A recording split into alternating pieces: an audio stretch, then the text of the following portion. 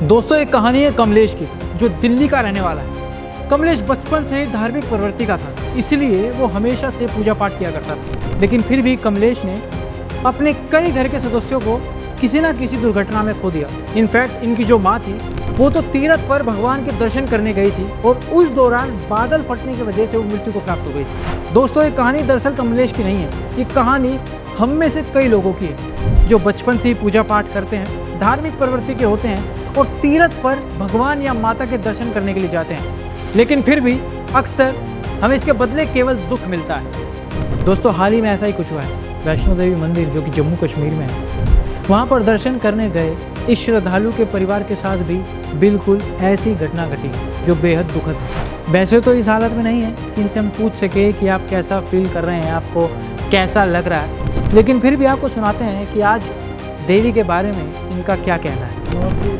आप वहाँ पे आपने आंखों देखी, वहाँ पर देखा, सब कुछ हुआ, आपको एक पल भी समझने का मौका नहीं मिला? एक पल भी समझने को ना मौका मिला। सेकंडों के सेकंड में ही जो है सारा कहानी खत्म हो गई। इतने आदमी जो है अपने को जो है खो के जा रहे हैं, हंसते हुए आए थे कि माता का दर्शन करेंगे। आपकी बॉडी कितने मेंबर चले?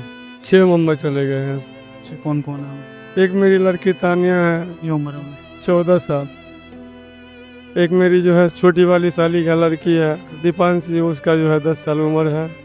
एक छोटी वाली साली गुजर गई पिंकी, वो जो है 30 साल की है। उसका हस्बैंड, उसका जो है भैंसुर, और एक हमारे बड़े सारू जो है गुजर गया। दोस्तों, संत रामपाल जी महाराज बार बार यही कह रहे हैं कि शास्त्रों के अनुकूल भक्ति साधना कीजिए, जिससे आपको यहाँ पर तो लाभ होंगे ही साथ आप उस जगह पर चले जाएंगे जहाँ पर ना तो बुढ़ापा है और ना ही कोई दुख है, जिसको गीता में सनातन परम धाम कहा गया है। दोस्तों, अब यहाँ पर सवाल ये उठता है कि शास्त्रों के अनुकूल भक्ति साधना कौन सी है? वो भक्ति कौन सी है जो हमें गीता जी में बताई गई है और वेदों में बताई गई है? ये जानने के लिए संत रामपाल जी महाराज के सत्संग प्रवचन सुनिए, जिससे आपको पता लगेगा कि वास्तव में शास्त्रों के अनुकूल भक्ति साधना कौन सी है। वो कौन से कर्म है जिनको गीता में करने योग्य बताया गया है, और वो कौन से कर्म है, वो कौन सी भक्ति साधना है जिसको गीता में ना करने योग्य बताया है, अर्थात व्यर्थ बताया है।